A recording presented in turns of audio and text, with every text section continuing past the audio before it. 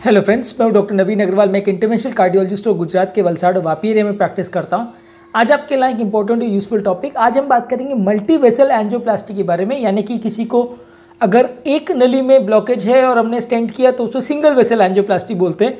अगर मल्टीपल नलियों में ब्लॉकेज है, यानी तीन नली में ब्लॉकेज है, उसमें से हम एक को एंजियोप्लास्टी करते हैं या तीन को एंजियोप्लास्टी करते हैं।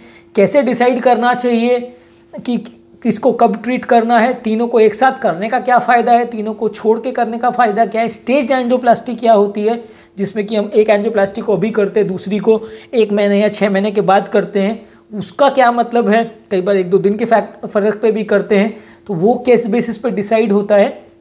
इस टॉपिक पर बात करेंगे। मल्टी वेसल एंजियोप्लास्टी आज का टॉपिक ऑफ डिस्कशन है। ये टॉपिक काफ़ी इंपॉर्टेंट और यूजफुल है। हमने ऑलरेडी एंजियोप्लास्टी के बारे में काफ़ी वीडियोज़ किए हैं। आज स्पेसिफिकली मल्टी वेसल एंजियोप्लास्टी पर बात करेंगे। टॉपिक काफ़ी इंपॉर्टेंट और यूजफुल होगा, इसलिए रिक्वेस्ट करूँगा कि इसे अंत तक देखें।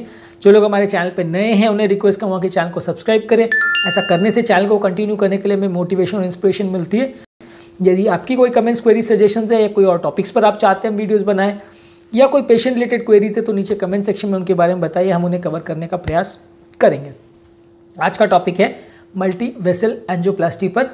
अगर किसी पेशेंट में एक बार में मल्टीपल नलियों में ब्लॉकेज है जिसमें कि एक 90% है और बाकी दोनों 30-40% है, तो डेफिनेटली आप 90% वाले को करोगे, 30-40 वाले को छोड़ दोगे, क्योंकि वो 30-40 वाला 10 साल तक भी बिना ट्रीटमेंट के काम चला सकते हैं। 70% से ज़्यादा हो तो उसमें ट्रीटमेंट करने की ज़रूरत पड़ सकती है। अगर मान लीजिए एक में 90 है और दूसरे में 70 है, तो भी आप कल्प्रिट वेसल जिसमें हार्ट अटैक है जो 90% है उसको ट्रीट कर सकते हो। 70 वाली फिर भी अंदाज है कि 2-4 साल चल सकता है, तो आप उसको अगर करना चाहो तो कर सकते हो, चाहो तो 2-4 साल छोड़ सकते हो। करने में फ़ायदा ये है कि एक बार में झंझट खत्म हो जाता है। तीन नलियों को कभी ना कभी तो करना है, तो उस हिसाब से आप तीन को कर देते हो, तो जितने ब्लॉकेजेस एक साथ में ट्रीट हो जाते हैं। बार बार का माथा पच्ची बचता है, थोड़ा कॉस्ट कम हो जाता है पेशेंट को, क्योंकि एक ही हॉस्पिटल स्टे में एक ही बार डॉक्टर के चार्जेस में सिर्फ थोड़ा सा मटेरियल और स्टेंट का एक्स्ट्रा चार्ज लेके मल्टीपल नलियों का एक साथ ट्रीटमेंट कर सकते हैं, तो कॉस्ट वाइज बेनिफिशियल है। लेकिन कई बार क्या होता है कि उसकी वजह से अननेसेसरी ट्रीटमेंट होता है, क्योंकि एक ब्लॉकेज तो 90-95% है जिसमें अभी अटैक आया उसको आप ट्रीट कर रहे हो, बाकी जो 40-50-60 है अगर आप उनको भी ट्रीट करना चालू करो, या बॉर्डर लाइन है जिसमें अभी काम चल रहा है, कोई प्रॉब्लम नहीं है पेशेंट को, तो फिर अननेसेसरी एक के बदले 2-4-5 स्टेंट लगते हैं, जिससे कि रिस्क भी बढ़ जाता है, यानी दोबारा हार्ट अटैक आने का, स्टेंट में क्लॉट होने का, स्टेंट रिलेटेड ब्लॉकेज होने का चांस भी बढ़ जाता है। और स्टेंट में सडनली अगर थ्रोम्बस वगैरह हुआ तो पेशेंट डिटोरिएशन का चांस भी बढ़ जाता है। ओवरऑल मैं ज़्यादातर प्रिफर नहीं करता हूं कि मल्टीपल नलियों को एक साथ ट्रीटमेंट किया जाए। इंटरनेशनल गाइडलाइंस भी यही कहती हैं कि कल्प्रिट आर्टरी को आप ट्रीट करिए, यानी जिस नली में हार्ट अटैक है उसको आप ट्रीट करिए, बाकी सब नली को सेम टाइम पर ट्रीट करना ऑप्शनल है। आप चाहो तो कर सकते हो, करना भी गलत नहीं है, लेकिन कंपलसरी नहीं है। मैं यूजली प्रेफर करता हूँ कि 2 नलियों के बीच में एटलीस्ट 6 मंथ्स का गैप रखें, ताकि एक नली को आप कर दिया स्टेंट, 6 मंथ्स के बाद देखा कि उस नली में स्टेंट का रिजल्ट कैसा है। अगर स्टेंट का रिजल्ट अच्छा है, कोई रीब्लॉकेज नहीं है, तो फिर आप दूसरी नली को कर सकते हो। हाँ, अगर पेशेंट को कोई सिम्टम नहीं है तो आप चलने भी दे सकते हो।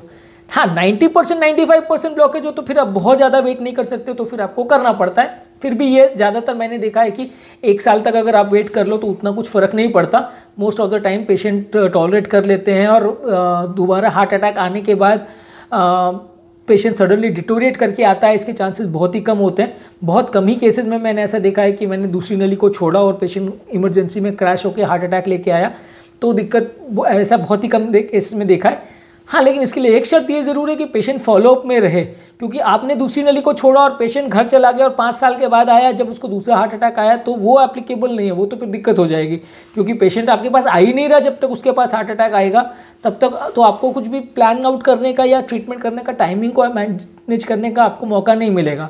अगर पेशेंट रेगुलरली आपके फॉलोअप में आ रहा है, हर 3-4 महीने में आ रहा है, हर 6 महीने साल भर में आप ट्रेडमिल कर रहे हो, पेशेंट का ओवरऑल सिम्टम स्टेटस वगैरह आप जान रहे हो, दवाइयों को एडजस्ट कर रहे हो, तो फिर आप टाइम ले सकते हो, रिस्क ले सकते हो, वेट कर सकते हो दूसरी नली के लिए।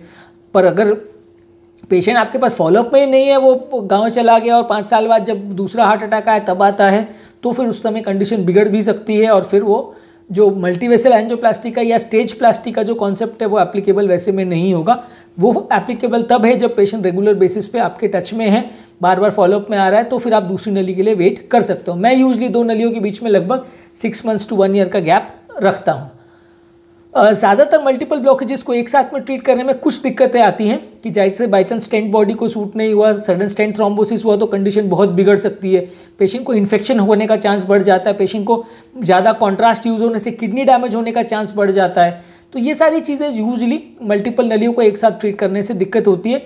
दूसरा ये कि एज अ कार्डियोलॉजिस्ट बहुत लंबा अगर आप प्लास्टी करते हो, मल्टीपल 4 ब्लॉकेज में आप एक के बाद एक कर रहे हो, तो आपका भी प्रोसीजरल कॉन्सेंट्रेशन उतना अच्छा नहीं होगा जितना आप एक नली को एक बार में करोगे। तो ये एक ह्यूमन नेचुरल सी बात है कि एक नली को आप कर रहे हो तो उसमें आप प्रॉपरली प्री डायलेट कर रहे हो, प्रॉपर स्टेंट पोजिशनिंग कर रहे हो, पोस्ट डायलेट कर रहे हो, बार बार उसको चेक कर रहे हो।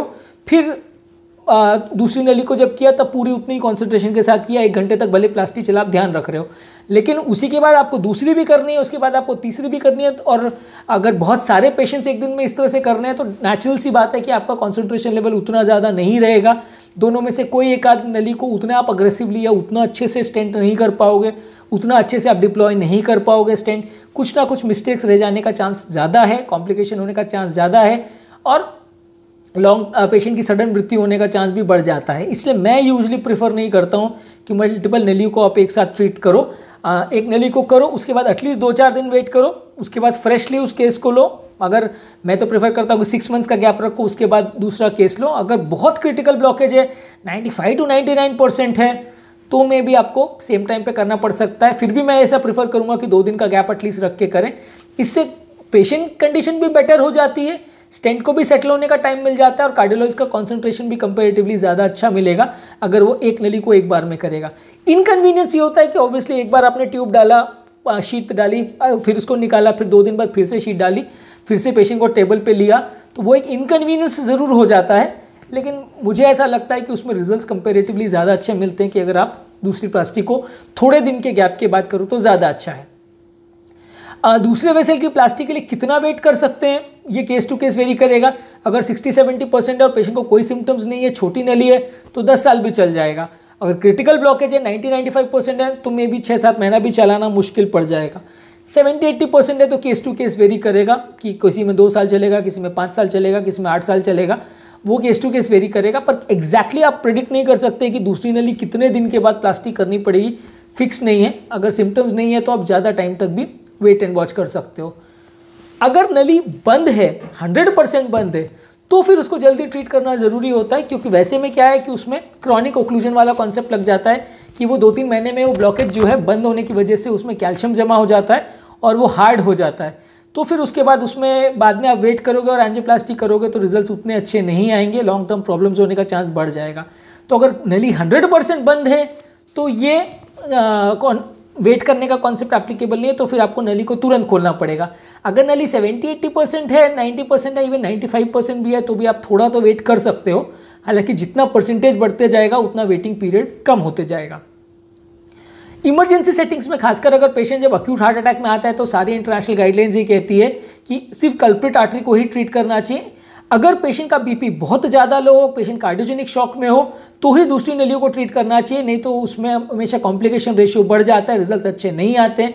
आपको मल्टीपल नलियों को एक साथ छेड़छाड़ नहीं करनी चाहिए। बहुत लंबे समय तक ब्लॉकेजेस को भी छोड़ना थोड़ा सा रिस्की हो सकता है। तो जैसा कि मैंने कहा, पेशेंट अगर रेगुलरली आपके फॉलोअप में रह रहा है तो आप ये रिस्क को ले सकते हो। लेकिन अगर पेशेंट लंबे समय तक आपके फॉलोअप में नहीं आ रहा है, वो 2-4 साल के लिए गाँव चला गया और उसके बाद डिटोरेट होने पे आ रहा है, तो फिर उसको छोड़ने का मतलब नहीं, क्योंकि फिर आपको कई बार पछताना पड़ सकता है और वो पेशेंट की हालत कई बार नेक्स्ट टाइम जब वो आए तब वो बहुत बिगड़ सकता है। अब अगला क्वेश्चन ये आता है कि डॉक्टर को कैसे पता चलेगा कि ब्लॉकेज बढ़ गया है कि नहीं। अब हर बार तो आप 3 महीने में एंजियो नहीं कर सकते चेक करने को बढ़ा कि नहीं, क्योंकि जितने बार आप एंजियो करोगे नज़ी डैमेज होती है। तो वैसे केस में आप हर बार पेशेंट के सिम्टम्स पर डिसाइड करते हो कि पेशेंट को कोई तकलीफ हो रही है कि नहीं। तकलीफ हो रही है तो फिर आपको जल्दी करना पड़ेगा। या ट्रेडमिल आप करके देखते हो, ट्रेडमिल यानी एक्सरसाइज स्ट्रेस टेस्ट, उसमें पट्टे पर पेशेंट को दौड़ाते हैं, ईसीजी आते हैं और ईसीजी में चेंजेस आ रहे हैं कि नहीं, उस बेसिस पे आप डिसाइड करते हो कि प्लास्टी अभी करना है कि नहीं। अगर सी चेंजेस आ रहे हैं और बहुत ज़्यादा चेंजेस आ रहे हैं और पेशेंट को सिम्टम्स हैं, तो फिर आप ज़्यादा वेट नहीं कर सकते, आपको जल्दी प्लास्टी करना पड़ेगा। और अगर चेंजेस नहीं आ रहे हैं, पेशेंट को कोई तकलीफ नहीं है, तो आप कितना भी टाइम वेट कर सकते हो। उसके बाद फिर आप हर साल में ट्रेडमिल को रिपीट करते हो। मान लीजिए 70% ब्लॉकेज है तो आप हर साल ट्रेडमिल को रिपीट करते हो। जब आपको लगता है कि पेशेंट की कंडीशन डिटोरेट हो रही है तो इसका मतलब ये है कि शायद ब्लॉकेज बढ़ गया होगा, तो वैसे टाइम पे आप रूटीन एंजियो करते हो और फिर उसके हिसाब से आप डिसाइड करते हो कि दूसरी नली को स्टेंट करने का ज़रूरत है या नहीं, या कोई और नया ब्लॉकेज तो डेवलप नहीं हो गया है। कभी कभार ऐसा होता है कि पेशेंट दवा बंद कर दे, ध्यान नहीं रखे, बीपी शुगर कंट्रोल नहीं करे, व्यसन चालू कर दे, प्रॉपर डाइट का ध्यान नहीं रखे, तो ब्लॉकेजेस जल्दी बढ़ सकते हैं। हर केस में बढ़ेगा भी ऐसा ज़रूरी नहीं है। कई पेशेंट्स ऐसे भी हमने देखे जो 70-80% पर 10-10 साल भी चला लेते हैं, और कई पेशेंट में जल्दी भी बढ़ जाता है। तो कितना अग्रेसिवली आप दवा ले रहे हो, कितना फॉलोअप कर रहे हो, कितना लाइफस्टाइल परहेज आप कर रहे हो, ये सब चीज़ों पे ज़्यादा डिपेंड करेगा कि दूसरी नली का स्टेंट को आप कितना डिले कर सकते हो। अगर 70-80% है तो मान के चलिए अगर अच्छा परहेज करे पेशेंट तो 10 साल 5 साल भी आराम से टाइम निकाल सकता है। 90-95% ब्लॉकेज है तो फिर चांसेस कम है, तो फिर उसमें आपको मैक्सिमम 1 साल जितना वेट कप कर सकते हो, पर उसके बाद फिर आपको प्लास्टिक करना ही पड़ेगा। 70-80 हो तो फिर कई बार हमने पेशेंट्स में देखा है कि 5 to 10 ईयर्स तक भी दिक्कत नहीं आती। तो आज के टॉपिक में हमने मल्टी वेसल एंजियोप्लास्टी के कॉन्सेप्ट पर बात की कि स्टेज प्लास्टी क्या होता है, और मल्टीपल नलियों में ब्लॉकेजेस हो तो क्या सबको एक साथ ट्रीट करना चाहिए कि नहीं करना चाहिए, मेरा क्या कॉन्सेप्ट है, इस बारे में बात की। हो सकता है कि कार्डियोलॉजिस्ट डिसएग्री करे, क्योंकि मैंने काफ़ी कार्डियोलॉजिस्ट का देखा सुना है कि एक बार में 4 स्टेंट 5 स्टेंट डाल देते हैं। मैं यूजली ऐसा प्रीफर नहीं करता हूँ। मैं यूजली एक बार में एक ही नली को करता हूँ। एक नली में हाँ 2 स्टेंट 3 स्टेंट लग जाए तो वो अलग चीज़ है, पर मल्टीपल नलियों के मल्टीपल ब्लॉकेजेस को ट्रीट नहीं करते। एक ही नली में अगर मल्टीपल ब्लॉकेज है तो उसको आप ट्रीट कर सकते हो, पर उसमें भी जो टाइट ब्लॉकेज है आप उनको ट्रीट करते हो। आप हर जगह छोटे छोटे ब्लॉकेजेस को स्टेंट करने नहीं जाते हो, उसमें भी रिजल्ट उतना अच्छा नहीं आता है। तो वो आप कितना टाइट ब्लॉकेज है और क्या पेशेंट का प्रॉब्लम है, उसके बेसिस पे आपको केस टू केस डिसाइड करना पड़ता है। हर पेशेंट में कोई ब्लैंकेट स्ट्रैटेजी नहीं है कि एक ही स्ट्रैटेजी सब में वर्क करेगी। केस टू केस उसमें डिसीजन चेंज हो सकता है।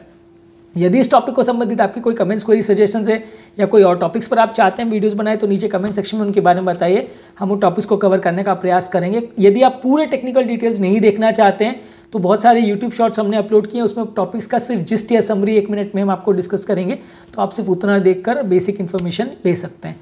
अंत में मैं डॉक्टर नवीन अग्रवाल तहे दिल से आपका शुक्रिया अदा कहूँगा कि आपने इस टॉपिक को एंड तक देखा। जो लोग हमारे चैनल पे नए हैं उन्हें रिक्वेस्ट करूँगा कि चैनल को सब्सक्राइब करें, ताकि इस चैनल को कंटिन्यू करने के लिए हमें मोटिवेशन और इंस्पिरेशन मिलती रहे। Thank you.